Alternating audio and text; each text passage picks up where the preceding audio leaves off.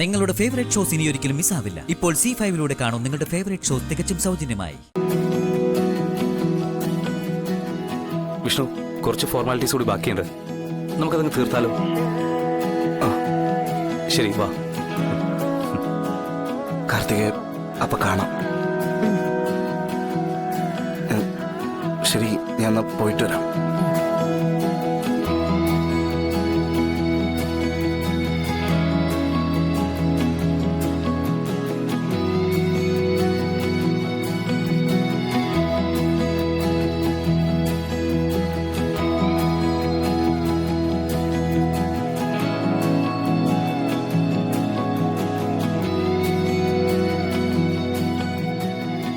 സത്യമേ, ഞാൻ അച്ഛന്റെ അമ്മയുടെ അടുത്ത് തിരിച്ചു പോവാ. എനിക്ക് നിന്നെ ഒരുപാട് ഇഷ്ടമായിരുന്നു. ആ ഇഷ്ടം ഇനി സത്യമ നൽകേണ്ടത് ശാലിനിക്കാണ്. വിഷ്ണുവേട്ടനെ രക്ഷിക്കാനും എന്നെ മരണത്തിൽ നിന്ന് കൈപിടിച്ചുയർത്താനും ശാലിനി ഉണ്ടായിരുന്നുള്ളൂ.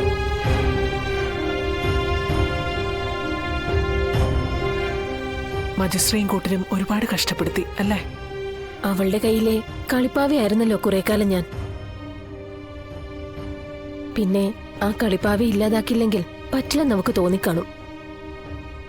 നിന്നെ ഇല്ലാതാക്കുന്നതിനേക്കാൾ അവർക്ക് ആവശ്യം വിഷ്ണുവിനെ കേസിൽ കൊടുക്കുന്നതായിരുന്നു.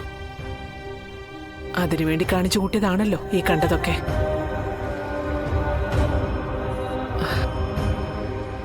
എന്തായാലും എല്ലാം കലങ്ങി തെളിഞ്ഞല്ലോ. മോളെ, എന്താ ഇത്? കാലു തൊട്ട് വന്ദിച്ചാണ് ഞാൻ സത്യമയുടെ ജീവിതത്തിലേക്ക് കടന്നു വന്നത്. മനസ്സുകൊണ്ട് എനിക്ക് സത്യമേ ഇഷ്ടമായിരുന്നു. സത്യമയെ പോലെ ആവാനും ആഗ്രഹിച്ചിരുന്നു. മനസ്സിൽ അതുപോലെ ഞാൻ തയ്യാറെടുത്തു. ഇപ്പോ കാലു തൊട്ട് അനുഗ്രഹം വാങ്ങിച്ച് ഞാൻ യാത്ര പറയുക. പക്ഷേ എന്നും ഈ മുഖം എന്റെ മനസ്സിലുണ്ടാവും. ഒരു വീട് ഭരിക്കുന്ന തന്റെ അടുത്തോട് നിവർന്നു നിന്ന് ആരുടെ മുന്നിലും തല കുനിക്കാത്ത സത്യമ്മ. എനിക്ക് ഈ രൂപം മതി. ഇനിയുള്ള കാലം മുഴുവൻ സത്യമേ ഓർക്കാൻ.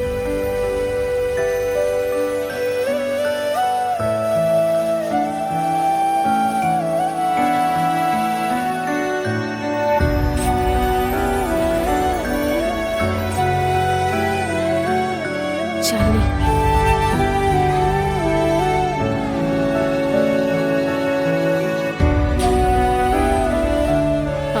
മോളെ, എന്തായി? വിധി വന്നോ? അമ്മേ, വിഷ്ണുവേട്ടനെ വെറുതെ വിട്ടു.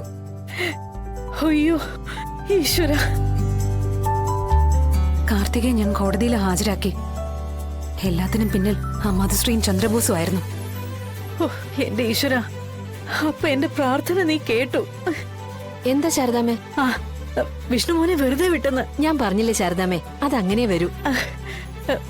മോളെ, അമ്മേ, എനിക്ക് ഒരുപാട് കാര്യങ്ങൾ ഇവിടെ ചെയ്തു തീർക്കാനുണ്ട്. ഞാൻ വിളിക്കാം. ഓ നീ ഇനിയിപ്പോ ഒന്നും വിളിച്ചില്ലെങ്കിലും എനിക്കൊരു പരാതിയുമില്ല. നീ വച്ചോ.